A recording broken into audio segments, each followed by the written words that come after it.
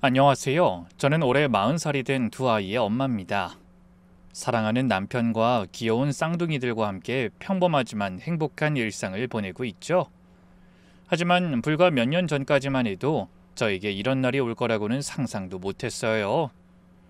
그때 저는 매일 눈물로 베개를 적시며 자책만 하던 사람이거든요. 최근에 시댁의 구박으로 우울증이 생겨 병원에 다닌다는 한 지인의 얘기를 듣게 됐어요. 예전에 제 모습이 떠올라 남일 같지 않더군요. 그래서 용기를 내 이 사연을 쓰기로 했습니다.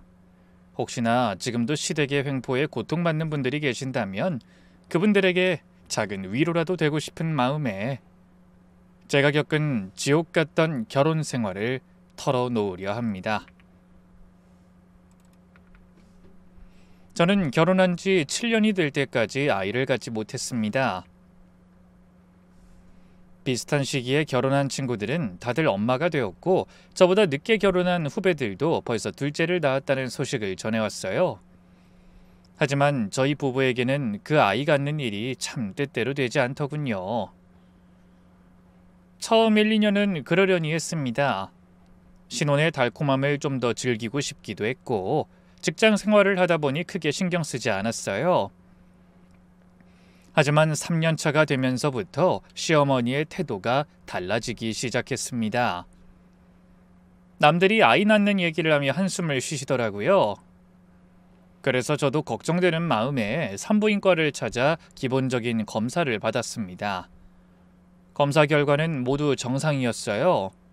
자궁도 건강하고 호르몬 수치도 양호하다는 얘기를 듣고 안심했던 기억이 납니다. 남편분도 함께 검사 받으시는 게 좋겠습니다. 그런 의사 선생님의 권유에 남편에게도 검사를 받으라고 했습니다. 하지만 바쁘다는 핑계로 검사를 차일피일 미루는 남편을 보고 잔소리를 하게 됐어요. 자기야, 산부인과에서도 자기도 같이 검사 받으라고 했다니까? 그렇게 자꾸 미루면 내가 그냥 마음대로 예약한다? 그거 검사 받기 진짜 싫은데. 친구들이 그러는데 간호사들이 키득거리면서 컵 하나 던져주고 이상한 비디오 틀어준대. 그래도 가야지. 어머니가 이제 슬슬 압박하시기 시작하셔. 알았어. 그럼 내가 비뇨기과로 갔다 올게. 산부인과엔 여자 환자들 많아서 창피해. 그러더니 내키지 않는 표정으로 병원에 다녀오겠다고 나가더군요. 그러다 한참 만에 돌아왔어요. 저는 얼른 달려가 물었습니다. 검사 받았지? 결과는 뭐래? 뭐라긴 뭐래. 당연히 정상이라고 하지. 내가 검사 받을 필요 없다고 했잖아. 그럼 뭐가 문제인 거지? 요즘은 이유 없는 난임도 많다잖아. 암튼 난 시키는 거 했다. 하지만 그 뒤로도 아이 소식은 없었고 그렇게 한 해가 지나 결혼 4년 차가 되자 시어머니의 구박이 본격적으로 시작되었습니다. 네가 덕이 없어서 애가 안 생기는 거 아니냐? 이러다 우리 집안 대가 끊기게 생겼다. 어머니는 명절이나 제사 때마다 친척들이 모인 자리에서도 서슴없이 저를 탓하셨어요. 우리 며느리 몸이 안 좋은가 봐. 결혼한 지 4년이 넘었는데도 소식이 없네. 어쩐지 애가 손발이 차더라고. 그럴 때면 친척 어른들의 동정 어린 시선이 저를 더욱 작아지게 만들었습니다. 하지만 남편은 제 편을 들어주기는커녕 오히려 한숨을 쉬며 마치 정말로 제가 문제가 있는 것처럼 듣고만 있었어요. 5년 차에 접어들면서 시어머니의 구박은 더욱 심해졌습니다. 그때는 하루도 빠짐없이 전화를 걸어 잔소리하셨죠. 우리 옆집 며느리는 결혼하자마자 바로 임신했다더라. 근데 넌 뭐가 문제니? 좋은 음식 해먹이고 남편 잘 챙겨줘야 애가 생기지. 네가 맨날 밖에서 일한다고 남편을 소홀히 하니까 그런 거야. 우리 집안 체면이 말이 아니다. 사람들이 다 수근거려. 너희 사이에 뭐 문제 있는 거 아니냐고. 그럴 때마다 저는 잘못한 것도 없이 죄인이 되는 기분이었어요. 그래서 마땅한 말을 찾지 못해 이렇게 대답했습니다.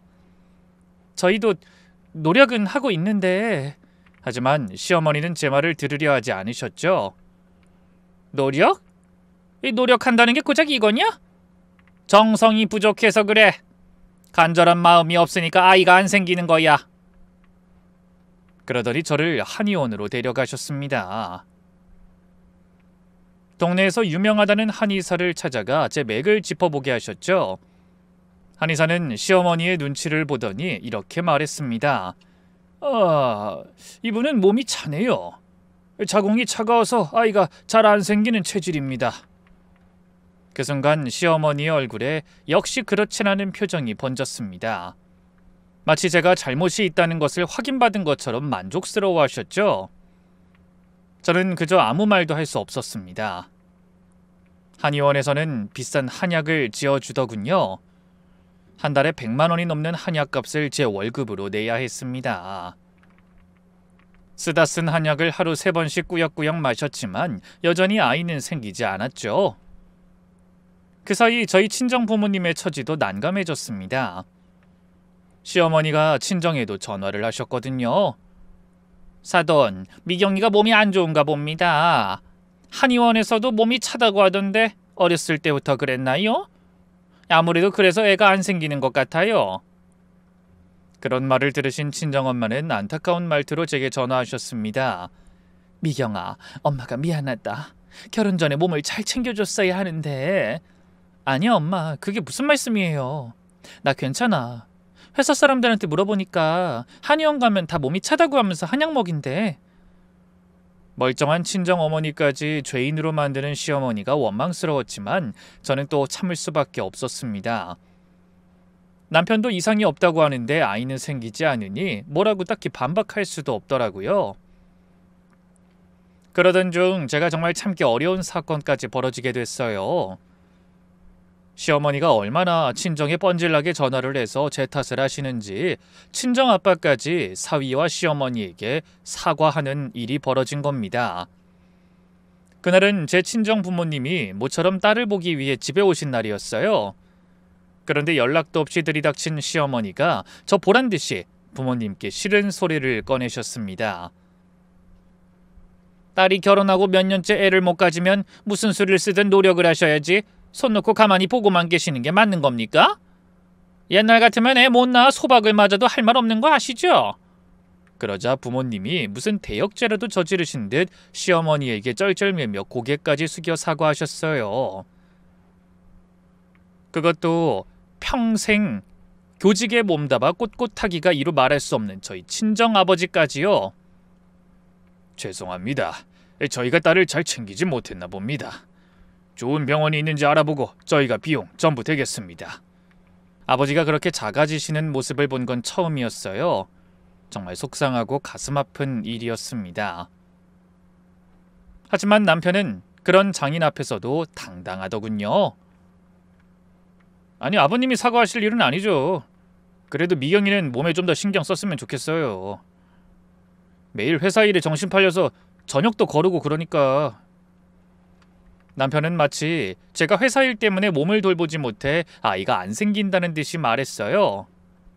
너무 황당했습니다. 내가 저런 남자를 믿고 멍청하게 결혼까지 했구나 하는 후회가 물밀듯이 밀려오는 순간이었어요. 맘 같아서는 당장 이혼 서류를 그 면상에 던져버리고 싶었습니다. 하지만 이미 결혼한 이상 제 선택을 후회하고 싶지 않았어요. 이혼하고 나서 저를 무시할 사람들의 시선도 두려웠고 부모님께도 불효하는 것 같았죠. 그래서 하는 수 없이 꼭 참으며 아이를 갖기 위해 쓰디쓴 한약을 먹으며 버텼습니다. 이제는 오기가 생겨서라도 꼭 아이를 낳고 싶다는 생각이 들었어요.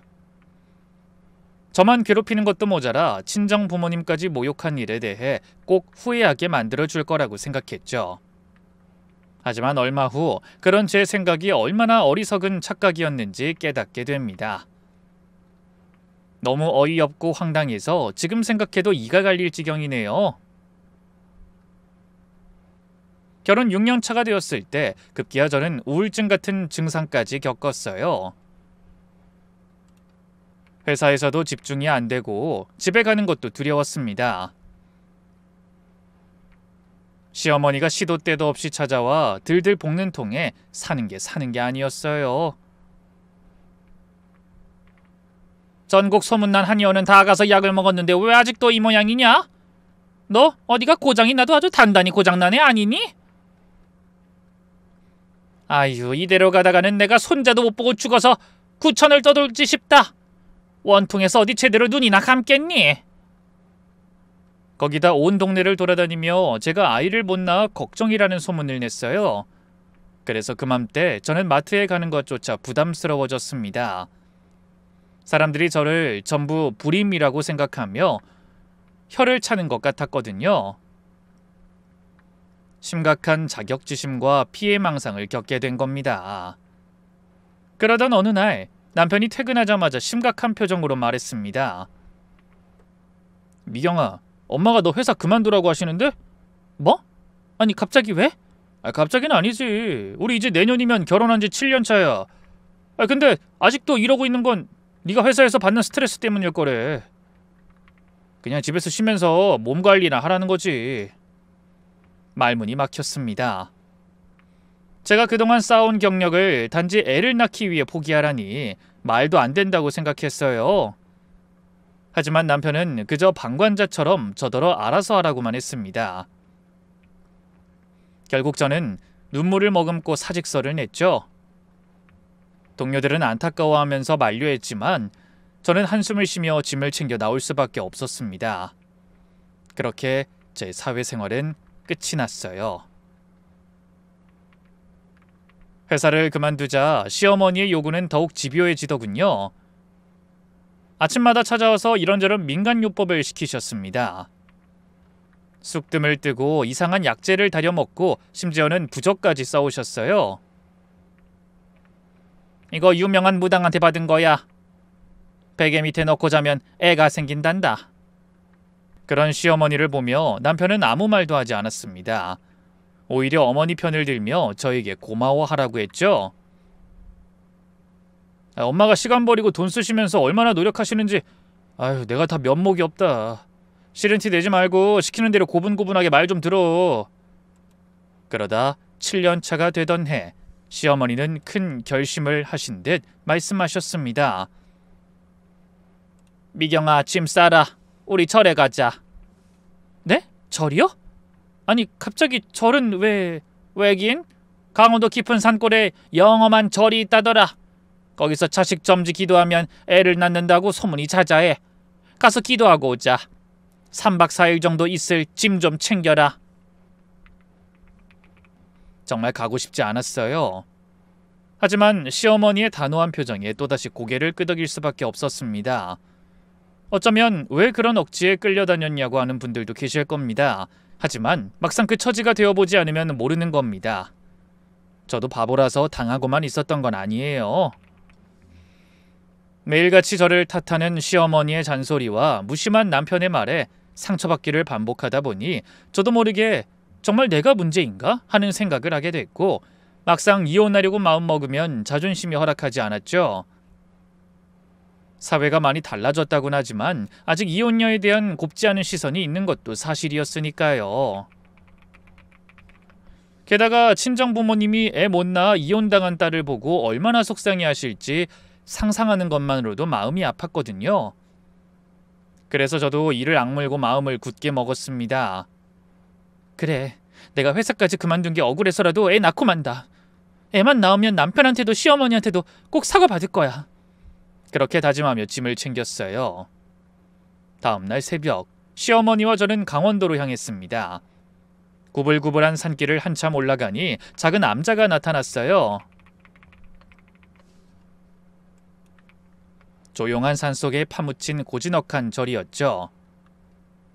하지만 저에게 그곳은 지옥 같은 곳이었습니다. 절에 도착하자마자 시어머니는 주지 스님을 찾아가 하소연을 늘어놓으셨어요. 스님, 저희 며느리가 애를 못 낳아요. 결혼한 지 7년이나 됐는데도 소식이 없네요. 며느리가 정성이 부족한 것 같아서 데려왔습니다. 시어머니의 얘기에 주지 스님이 고개를 끄덕이셨습니다. 그때 주지 스님 옆에 비교적 젊어 보이는 스님 한 분이 같이 서 계시다 저와 시어머니를 뚫어지게 바라보셨어요. 저를 안쓰럽게 보는 시선이 분명했죠. 시어머니의 말이 끝나자 주지 스님이 인자한 표정으로 말씀하셨어요. 자식은 하늘이 점지해 주는 것이니 정성을 다해 기도하면 좋은 소식이 있을 겁니다. 그러고는 저를 법당으로 데려가셨습니다. 삼천배를 하셔야 합니다. 처음이라 한 번에 다 하긴 힘드실 거예요. 하루에 1000배씩 3일에 나눠서 하세요. 3000배. 그 숫자를 듣는 순간 눈앞이 캄캄해졌습니다. 평소 운동을 하지 않던 저에게는 하루 1000배도 불가능에 가까운 일이었죠. 하지만 시어머니는 들뜬 목소리로 제 등을 떠밀었습니다. 뭘 멍하니 서 있어? 빨리 시작해. 정성이 지극하면 하늘도 감동한다잖아. 저는 떨리는 다리로 법당 중앙에 섰습니다.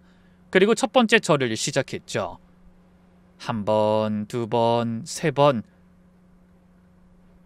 처음 100번까지는 그럭저럭 할만했습니다. 하지만 200번을 넘어가자 무릎이 아프기 시작했고 300번을 넘자 온몸이 땀으로 흠뻑 젖었습니다. 아직 700번이나 남았는데 왜 이리 정신을 못 차려? 똑바로 하지 못해? 시어머니는 옆에 앉아서 저를 감시하듯 지켜보셨습니다. 그러면서 제가 잠시 쉬려고 하면 도끼 눈으로 다그치셨어요. 아니 벌써 지쳐? 애 갖고 싶은 마음이 그거밖에 안 되냐? 그 불호령에 저는 또다시 쓰러질 것 같은 몸을 일으켜 절을 해야 했죠. 첫날 1000배를 마쳤을 때 저는 거의 기어서 방으로 돌아왔습니다. 무릎은 퉁퉁 부어올랐고 허리는 끊어질 것처럼 아팠어요. 애 낳기 전에 절하다 죽겠구나 싶더라고요. 하지만 시어머니는 동정하기는커녕 한숨을 쉬며 이렇게 말씀하셨습니다. 여기 오는 사람들 애 가지려고 5000배도 쉽게 한다더라. 근데 넌 고작 1000배에 이 난리니? 앞으로 이틀이나 더 남았는데 이렇게 몸이 부실한 애가 들어설 리가 있어? 둘째 날도 마찬가지였습니다. 부어오른 무릎으로 다시 1000배를 했어요. 중간에 몇 번이나 쓰러질 뻔했지만 시어머니의 눈초리가 무서워 끝까지 해냈습니다. 셋째 날 마지막 1000배를 하는 동안 저는 거의 의식이 몽롱한 상태였어요. 몇 번을 했는지도 헷갈리고 왜 이런 일을 하고 있는지도 잊어버릴 지경이었죠. 그저 기계적으로 몸을 일으켰다 엎드리길 반복했습니다. 그 와중에도 시어머니는 법당 밖에서 다른 보살님들과 수다를 떨고 계셨죠. 아이 우리 며느리가 어디가 단단히 고장났는지 애가 안 생겨서 왔어요. 아 이렇게라도 정성을 들이면 혹시라도 소식이 있을까 싶어서 왔죠. 그렇게 저는 결국 3000배를 모두 마쳤습니다. 마지막 절을 하고 일어서는 순간 다리가 풀려 그대로 주저앉을 뻔했네요. 온몸이 떨리고 시야가 흐릿해졌지만 그래도 끝냈다는 안도감이 밀려왔습니다.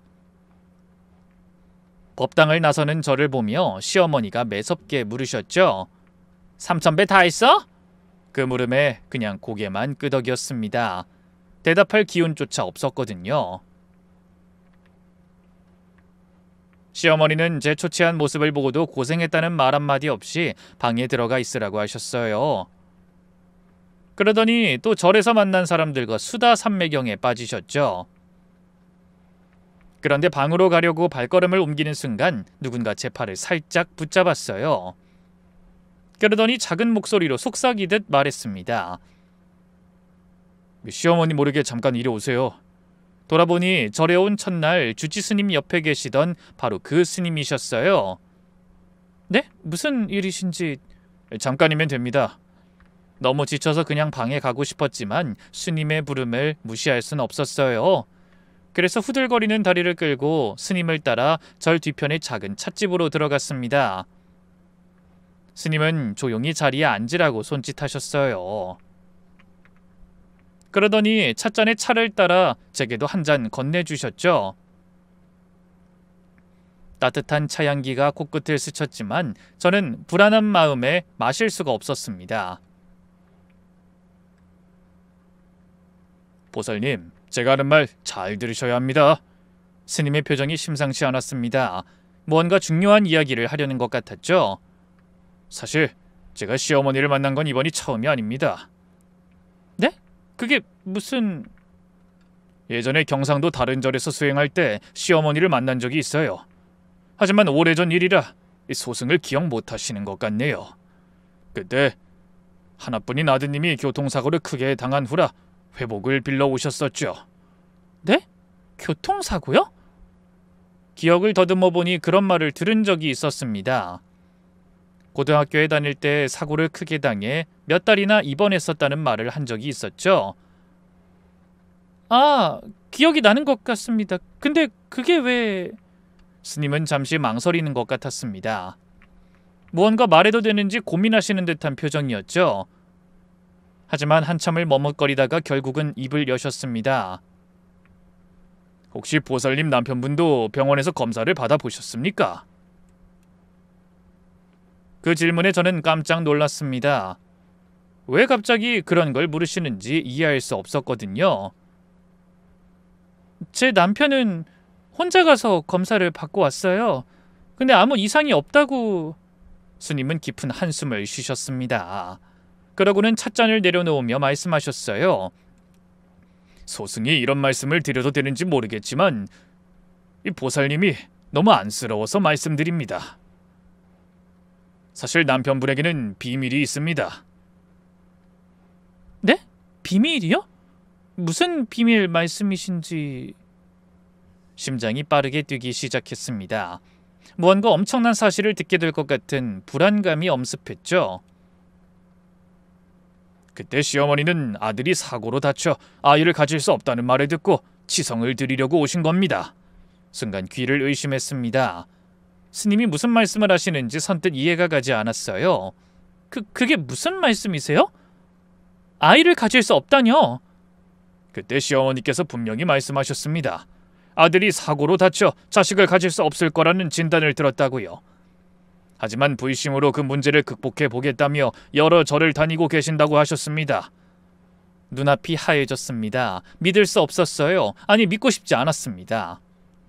그렇다면 7년간 제가 받은 모진 구박과 모욕은 뭐란 말인지... 스님, 그게 정말이세요? 부처님을 모시는 몸으로 거짓말은 할 수 없습니다. 혹시나 하고 어제 보살님이 기도드릴 때 시어머니께 확인도 했어요. 소승이 수행하던 절에 아들 문제로 다녀오신 적이 있다고 하더군요.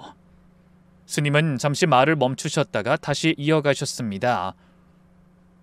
그 말을 듣고 도저히 가만히 있을 수가 없었어요. 부처님께 기도드리는 거야 문제가 아니지만 죄 없는 사람이 죄인 취급을 받는 건 그냥 지켜보고 있을 순 없더군요. 불법을 어기는 거일 수도 있지만 진실을 알려드려야겠다고 생각했습니다. 저는 아무 말도 할 수 없었습니다. 그저 멍하니 앉아 허공만 바라봤어요. 남편이 아이를 가질 수 없는 몸이라는 말만 계속 귓가에 맴돌았습니다. 그럼 시어머니는 처음부터 다 알고 계셨던 거네요? 제가 아이를 못 낳는 게 아니라 아들이 못 낳는 건데도 저를... 말을 끝맺지 못하고 눈물이 터져 나왔습니다. 억울함과 분노, 배신감이 한꺼번에 밀려왔어요. 7년 동안 제가 당한 모든 일들이 주마등처럼 스쳐 지나갔죠. 저를 바라보는 안타까운 시선, 친정 부모님의 죄스러운 눈빛, 남편의 차가운 한숨, 시어머니의 끊임없는 구박. 생각할수록 기막히고 원통했습니다. 보살님, 이제라도 현명하게 대처하시길 바랍니다. 그럼 전 이만... 저는 일어서려는 스님 앞에 고개 숙여 인사했습니다. 감사합니다, 스님. 정말 감사합니다. 스님이 아니었다면 저는 아마 평생 모르고 살았을 거예요. 그러자 스님은 말없이 합장하고 고개를 돌려 찻집을 걸어 나가셨죠. 하지만 저는 쉽게 그 자리를 벗어날 수가 없었어요. 다리가 떨려 제대로 몸을 가눌 수조차 없었거든요.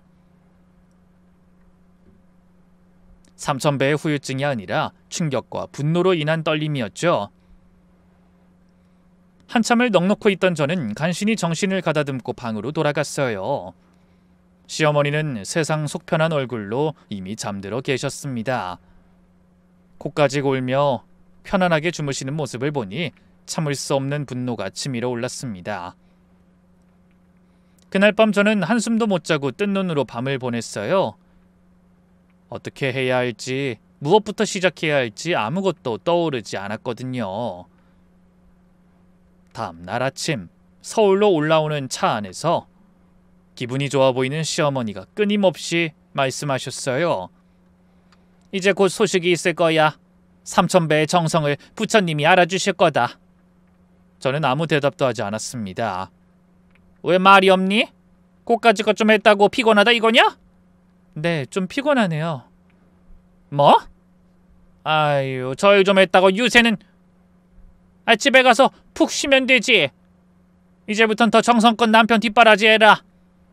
몸에 좋은 것만 해먹이고. 알았지? 저는 고개를 끄덕였지만 마음속으로는 다른 생각을 하고 있었죠. 집에 돌아가면 반드시 진실을 확인하겠다고. 그리고 더는 이런 부당한 대우를 받지 않겠다고 다짐했습니다. 집에 도착하니 남편은 소파에 누워 TV를 보고 있더군요. 고생하고 왔을 게 뻔한 저를 보고도 시큰둥하게 물었어요. 잘 다녀왔어? 절은 다 하고? 삼천배 다 했지. 고생했네. 이제 곧 좋은 소식이 있겠지? 그 태어난 모습에 속이 뒤집어졌습니다. 정말 아무것도 모르는 건지 아니면 알면서도 모른 척 하는 건지 구분이 되지 않았어요. 자신이 불임이라는 사실을 알고도 그러는 건지 아니면 시어머니가 본인에겐 비밀로 했는지 모르겠더라고요. 자기야, 우리 병원 한번 더 가볼래? 또? 왜? 우리 이미 검사했잖아. 말 들어보니까 몸 상태에 따라서 그런 것도 계속 바뀔 수가 있다더라고. 이왕이면 같이 확인받고 다시 새로운 마음으로 시작하고 싶어. 에이, 쓸데없는 돈 낭비를 왜 해? 난 멀쩡해. 남편은 단호하게 거절했습니다. 그 태도를 보니 남편이 더욱 의심스러워졌어요. 찔리는 게 없으면 그렇게 같이 검사받는 걸 꺼릴 이유가 없을 것 같았죠. 그래서 다시 한번 확인하듯 물었어요. 자기 검사받은 비뇨기과는 어디 있는 거야? 우리 집 근처에 있어? 그러자 남편이 당황하는 게 보였어요. 그렇지. 병원 이름이 뭐야? 그건 갑자기 왜? 아니, 그냥 궁금해서. 우리 집 근처에도 비뇨기과가 있나? 난 지나다니면서도 한 번도 못 본 것 같아서. 있어. 저기 지하철 입구에 하나 있더라고. 그 이름은 기억이 안 나네. 벌써 몇 년 전이잖아. 그걸 어떻게 기억해? 그러더니 다급하게 화장실에 가는 척 자리에서 일어났습니다. 그 모습을 보고 저는 확신했어요. 남편도 뭔가를 알고 있다고 말이죠. 그날 밤 저는 인터넷으로 사고로 인한 불임을 검색해봤습니다. 흔한 일은 아니지만 그런 경우가 종종 있긴 하더라고요. 다음날 남편이 출근하고 나서 지하철 근처에 나가 비뇨기과를 찾아봤어요. 하지만 아무리 찾아도 그런 간판은 보이지 않았죠. 혹시 몰라 근처 부동산에 가서도 물어봤어요. 그 부동산을 연 지가 10년이 넘었다고 하니 근처를 잘 알 것 같았거든요.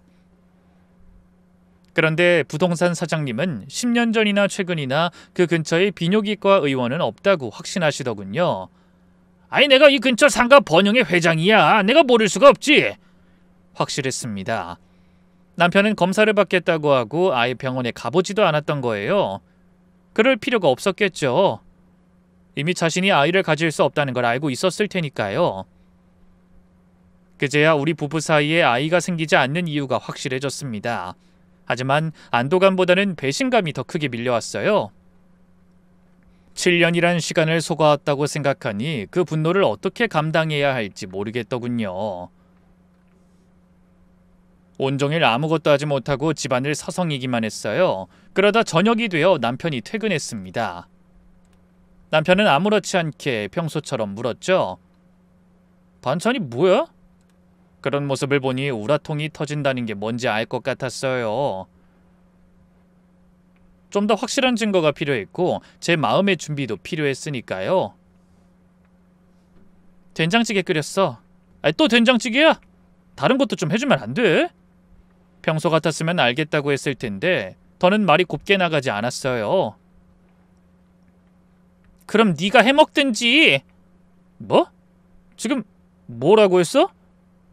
아무 말도 안 했어. 먹기 싫으면 물 말아 먹든지. 남편은 제 태도가 이상하다는 듯 쳐다봤지만 더 이상 뭐라고 하진 않았습니다.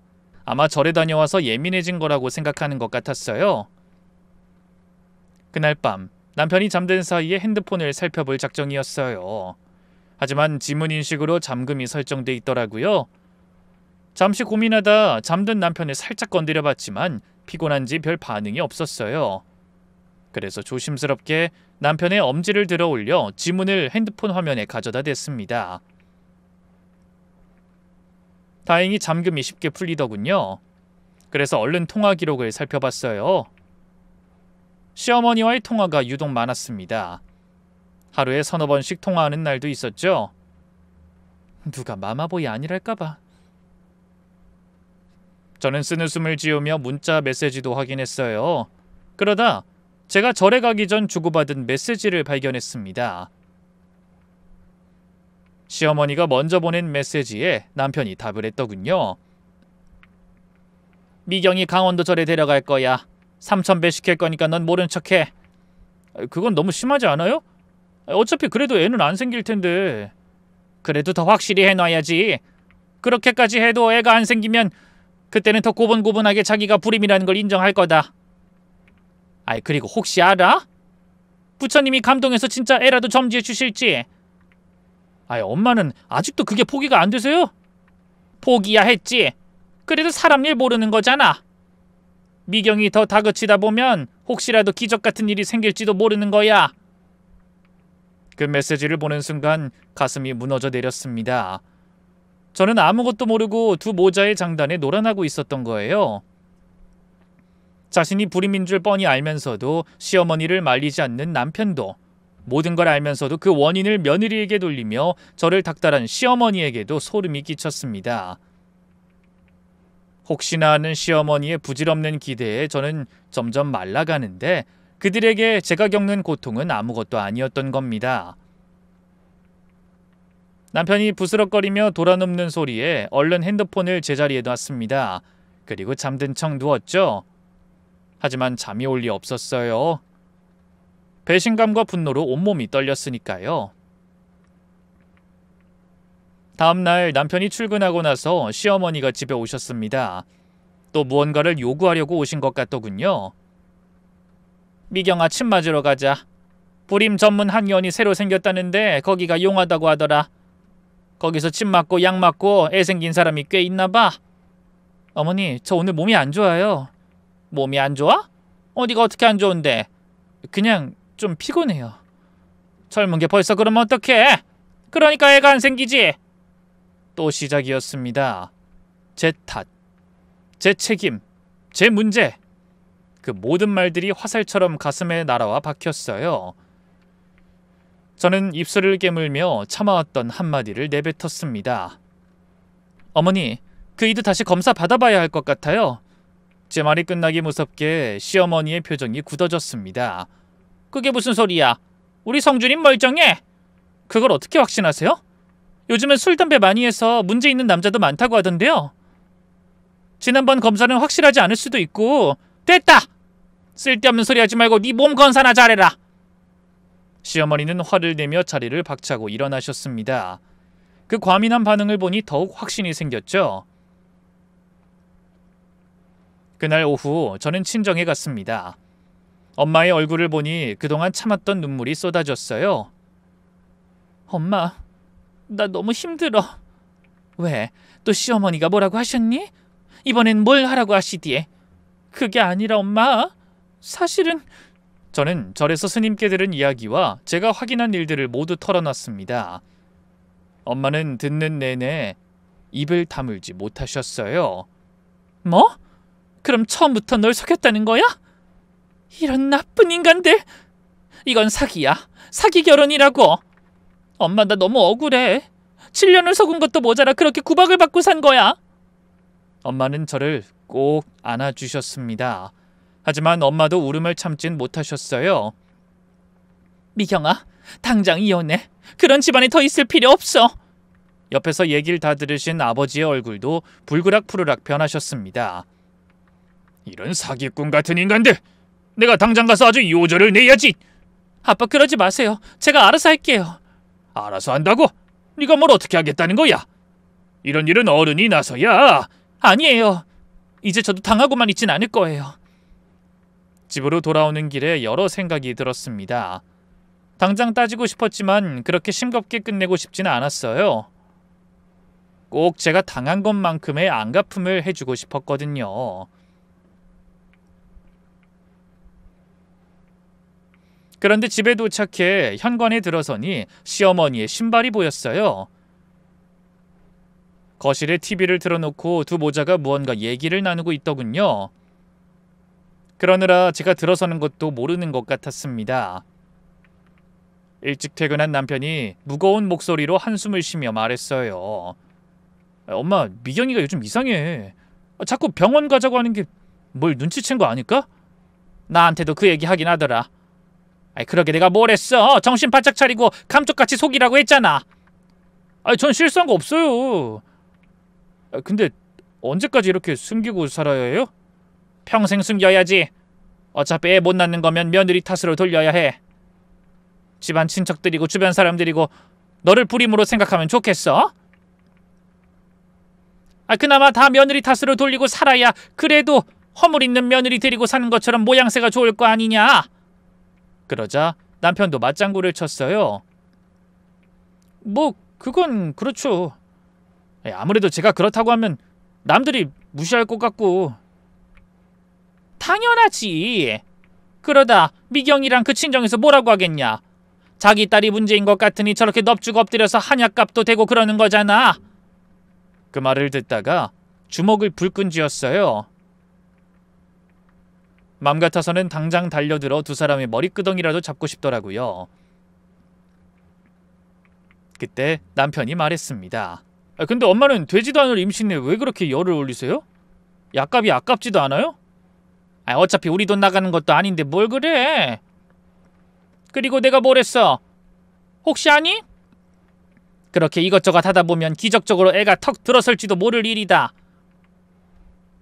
에이, 그때 병원에서 뭐라고 했어요? 절대 애 가질 수 없다고 못 박았잖아요. 결혼하고 지금까지 그 고생을 했는데도 안 되는 거면 달라지는 건 없어요. 솔직히 제가 미경이 모르게 그동안 얼마나 바람을 많이 피웠어요. 근데 그 여자들도 하나같이 임신 못했어요. 그거면 답 나오잖아요. 너 아직도 그러고 다니냐? 애 생길 일 없다고 안심하고 그러다 마누라한테 걸려서 책 잡히지 말고 적당히 해. 에이, 제가 바보예요.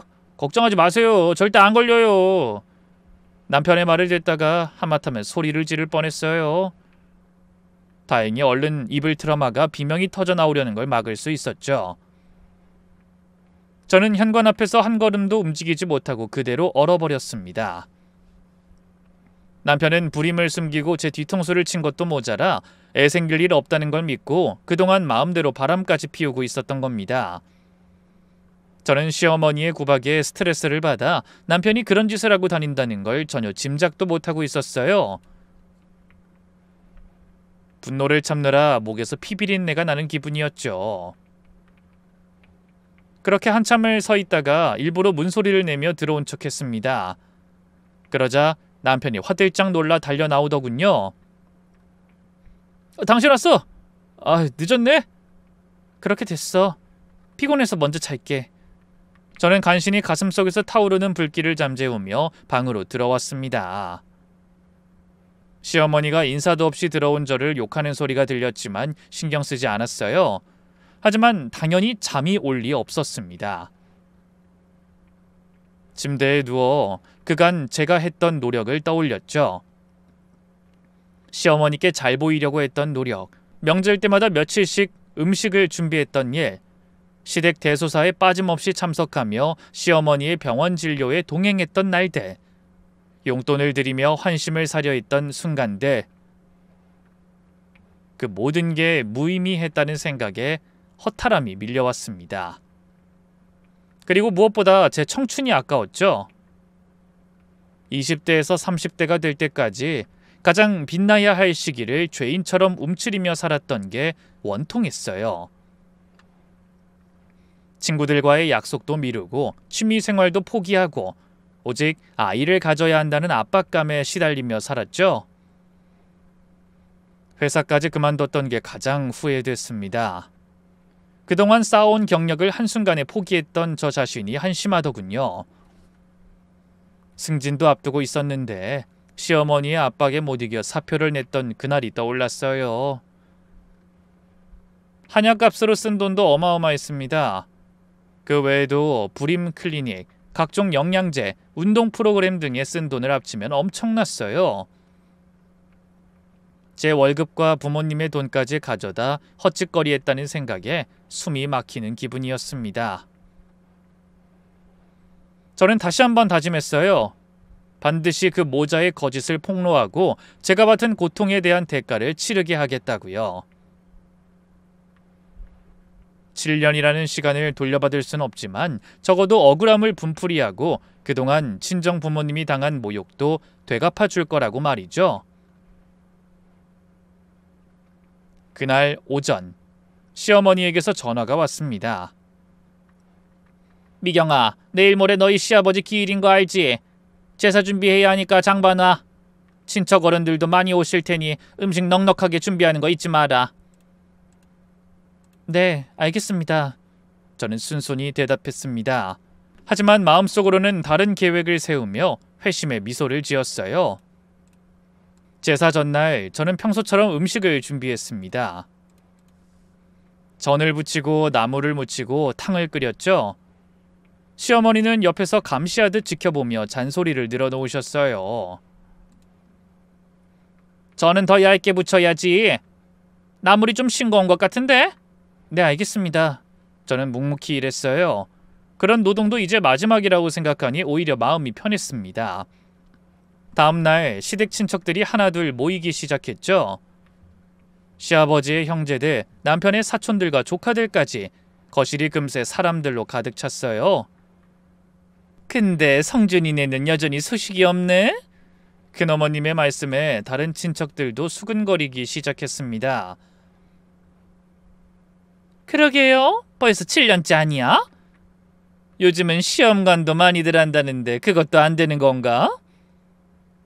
아유, 성준이 안쓰러워서 어쩌니? 그때 시어머니가 한숨을 쉬며 말씀하셨습니다. 아유, 다 제가 덕이 부족해서 그런 거죠 뭐. 하필 며느리를 봐도 저렇게 부실한 애를 들여서. 그 순간 저는 조용히 자리에서 일어났습니다. 잠깐만요. 제가 할 말이 있습니다. 모든 사람의 시선이 저에게 쏠렸어요. 남편은 불안한 표정으로 저를 봤고 시어머니는 눈을 부릅뜨고 노려봤죠.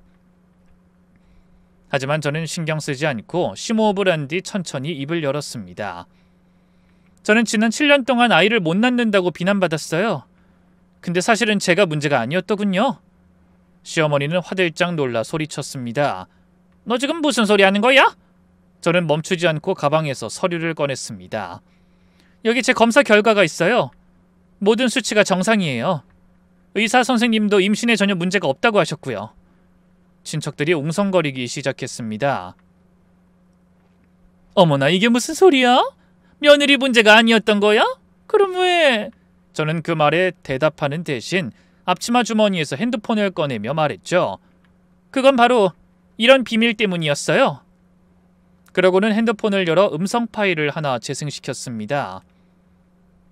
바로 며칠 전 거실에서 남편과 시어머니가 나눈 비밀스러운 대화를 녹음한 것이었어요. 그날 저는 두 사람이 함께 있는 것을 알고 서둘러 핸드폰을 켜 녹음을 시작했었죠. 처음에 의아해하던 친척들도 녹음 내용이 흘러나올수록 낯빛이 변했습니다. 앙칼진 시어머니의 음성이 들렸어요.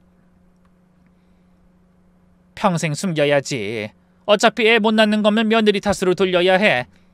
그 뒤로 뻔뻔한 남편의 목소리도 들렸죠. 에이, 그때 병원에서 뭐라고 했어요. 절대 애 가질 수 없다고 못 박았잖아요. 뒤를 이어 남편이 바람을 피우면서도 잘못을 모르는 대화까지. 모든 내용을 들은 친척들이 입을 떡 벌린 채 놀라움을 감추지 못했습니다. 저는 그때를 놓치지 않고 억울한 마음을 토해냈죠. 성준 씨는 어릴 때 사고로 아이를 가질 수 없는 사람이었어요. 그 사실을 알고 있으면서 숨기고 결혼했고 시어머니도 아들의 문제를 전부 저한테 떠넘겨 저희 친정 부모님까지 모욕했어요. 그것도 모자라 걸릴 일 없다고 생각하면서 마음대로 바람까지. 저는 울컥해 말을 잇지 못했어요. 그 순간 시어머니가 미친 듯이 소리쳤습니다. 아닙니다. 다 거짓말이에요. 다 조작된 거라고요. 네가 감히 내 아들을 모함하려고? 저는 그런 시어머니를 향해 코웃음 치며 말했어요. 그래요? 근데 왜 그렇게 산부인과만 가자고 하면 펄쩍 뛰세요? 그럼 지금이라도 성준 씨한테 당당하게 검사 받으라고 하세요. 그러자 시어머니가 말문이 막혔는지 벌겋게 달아오른 얼굴로 입을 다물었어요. 그때 남편이 저에게 다가와 사색이 된 얼굴로 외쳤습니다. 자기야, 이건 오해야. 내가 설명할게. 사실 난 말하고 싶었는데 엄마가 체면 때문에 숨기라고 한 거야. 그리고 바람은 딱 한 번이었어. 진짜야. 그것도 회사 여직원이 술 취해서 덤비는 바람에. 그 얘기에 모든 게 끝났습니다. 스스로 진실을 인정한 꼴이 됐으니까요. 시어머니가 아들을 말리려고 했지만 이미 늦어버렸죠. 뭐라고? 성준아, 너 지금 무슨 말하는 거야? 저도 숨기기 싫었어요. 근데 엄마가 집안 망신이라고 절대 비밀로 하라고 했잖아요. 미영이 탓으로 돌리면 된다고 엄마가 먼저 말했잖아요. 남편이 발뺌하며 책임을 돌리는 모습에 친척들은 혀를 찼습니다. 아니, 우리 집안에서 이게 무슨 일이야? 7년 동안이나 멀쩡한 며느리를 잡다니. 이건 사기 결혼이잖아. 그때 작은 어머니가 저에게 다가와 손을 잡아주셨습니다. 미경아, 너 정말 억울했겠구나. 우린 그것도 모르고 너희 시어머니 말만 듣고 정말 미안하다. 다른 친척들도 하나둘 저에게 사과하고 시어머니와 남편에게 호통쳤어요. 세상에 이런 파렴치한 일이 어딨어. 이거야말로 집안 망신이네. 체면? 체면이 밥 먹여주냐? 체면 챙기기 전에 먼저 사람이 되어야지. 두 사람은 변명조차 제대로 하지 못했습니다. 평소 그렇게 당당하던 시어머니가 한없이 작아졌고 남편은 고개 숙인 채 눈물까지 글썽이더군요. 당연히 그날의 제사는 엉망이 되었습니다. 아무도 제사 지낼 마음이 없었죠. 큰아버님이 자리를 박차고 일어나시자 다른 친척들도 하나둘 떠나기 시작했습니다. 떠나기 전 몇몇 어른들은 시어머니에게 따끔하게 일침을 날렸어요. 형수님, 이건 정말 잘못하신 겁니다. 며느리랑 사돈네 사죄하세요. 당연하지. 이 일 무사히 잘 해결하기 전에는 우리 집안 행사에 얼굴 내밀 생각도 하지 마세요. 성준이도 마찬가지고요. 그때 현관에서 신발을 신던 큰아버지가 결정적 한마디를 꺼내셨어요. 이번에 아버지가 저한테 남기신 선산이 개발된 거 아시죠? 그 개발 보상금 형제랑 조카들한테 똑같이 나눠주겠다고 한 거 성준인 제외하겠습니다. 사기친 것도 모자라 바람까지 피워 집안 망신시킨 애한테 그런 걸 받을 자격이 있겠어요? 그러자 시어머니와 남편은 사색이 된 얼굴로 어쩔 줄 모르며 소리쳤어요. 큰아버지, 잘못했어요. 다시는 이런 일 없을 거예요. 아주버님, 제가 다 설명하겠습니다. 처음부터 그럴 생각이 있었던 건 아니고. 하지만 큰아버님은 단호하게 말씀하셨죠. 지금 사과를 누구한테 하는 겁니까? 잘못한 사람한테 사과나 제대로 하세요. 그러더니 거칠게 문을 닫고 나가버리셨어요. 잠시 후 친척들이 모두 떠난 후에 남편이 저에게 다가왔습니다. 미경아, 내가 정말 잘못했어. 이제 와서 그런 말이 무슨 소용 있어. 자그마치 7년이야. 그동안 속인 걸로도 모자라 바람? 너 아주 가지가지한다. 남편은 아무 대답도 하지 못했습니다. 내가 그동안 얼마나 힘들게 살았는지 다 알고 있었으면서 어떻게 그럴 수가 있어? 당신이 사람이야? 그래놓고 우리 부모님한테까지. 기가 막혀서 말이 안 나온다. 그때 시어머니가 드디어 입을 열었습니다. 이게 다 집안을 위해서였어. 가장이 무시당하면 그 집안이 제대로 굴러가겠니? 그걸 말씀이라고 하시는 거예요? 저는 이 집구석에서 산 하루하루가 지옥이었어요. 그 말의 끝으로 저는 가방을 들고 일어섰습니다. 이제 끝이에요. 나머진 법정에서 해결하죠. 그렇게 말하고 집을 나섰어요. 뒤에서 남편이 부르는 소리가 들렸지만 돌아보지 않았습니다. 진정으로 돌아온 저는 다음날 바로 변호사를 찾아갔어요. 친정아버지가 소개해주신 이혼 전문 변호사였죠. 변호사님은 제 이야기를 듣고 분노하셨습니다. 이건 명백하게 남편과 시어머니가 원인 제공을 했네요. 게다가 7년간의 정신적 피해까지. 재산 분할과 위자료를 충분히 받을 수 있을 겁니다. 저는 그동안 모아둔 증거를 변호사님께 전달했습니다. 저희 병원 검사 결과서, 남편과 시어머니의 대화 녹취, 불임이라며 저를 탓하던 시어머니의 문자 메시지 기록까지요. 이 정도면 재판에서 질 일은 없습니다. 오히려 상대방이 합의를 원할 거예요. 이혼 소송을 제기하자 예상대로 시댁은 발칵 뒤집혔습니다. 시어머니는 매일 전화를 걸어 협박과 회유를 반복했어요. 미경아, 이러면 너만 손해야. 아무리 세상이 변했다지만 이혼녀로 사는 게 쉬운 줄 아니? 아가, 내가 잘못했다. 난 그저 너희가 어떻게든 애를 가졌으면 하는 마음에. 남편도 끈질기게 친정으로 찾아왔어요. 하지만 부모님은 남편을 차갑게 내치고 집안에 발도 들이지 못하게 하셨습니다. 그랬더니 수없이 문자 메시지를 보내왔어요. 자기야, 내가 잘못했어. 제발 한 번만 용서해줘. 다신 한눈 팔지 않을게. 우리 다시 시작하자. 하지만 전 답하지 않았고 결국 법정에서 두 사람을 만나게 됐어요. 남편 측 변호사는 장황하게 변명을 늘어놨지만 두 사람이 절 속여왔다는 증거가 너무나 명확했습니다. 거기다 남편이 습관적으로 바람까지 피웠으니 변호가 더 힘들었을 겁니다. 결국 저는 정당한 재산 분할과 그동안의 정신적 피해 보상, 위자료까지 생각보다 더 큰 금액을 받아낼 수 있었어요. 법정에서 헤어지며 남편은 마지막까지 추악에 매달렸지만 저는 그 어느 때보다 후련한 마음으로 돌아섰습니다. 그리고 그 이후로 부모님의 보살핌을 받으며 상처받은 몸과 마음을 돌보게 됐죠. 그런데 남편의 고난은 거기서 끝이 아니었어요. 이혼 소식을 들은 작은 어머님이 저의 새 출발을 응원하기 위해 전화하셨다가 놀라운 소식을 전해주셨습니다. 아우, 성준이 걔는 이제 재계약인 틀린 것 같다. 그동안 회사 여직원들하고 그렇게 바람을 피웠나 본데 그중 한 여자 남편이 회사에 찾아와서 성준이 귓방망이를 날렸다는 거야. 그것도 모자라 상간남으로 고소까지 해서 망신살이 아주 제대로 뻗쳤다더라. 결국 회사도 그만두고 업계에도 소문이 쫙 퍼져서 어디 재취업도 어려운 것 같아. 그렇게 남편이 저지른 죄는 부메랑이 되어 자신에게 돌아왔더군요. 이혼하고 1년 후 상처를 추스른 저는 다시 힘을 내 취업에 성공했습니다. 그리고 그곳에서 새로운 사람을 만나게 됐어요. 결혼하고 3년 만에 상처한 남자였는데 성실하고 따뜻한 사람이었죠. 서로의 곁에서 도움을 주다 남다른 감정을 느끼게 돼 결혼까지 생각하게 됐어요.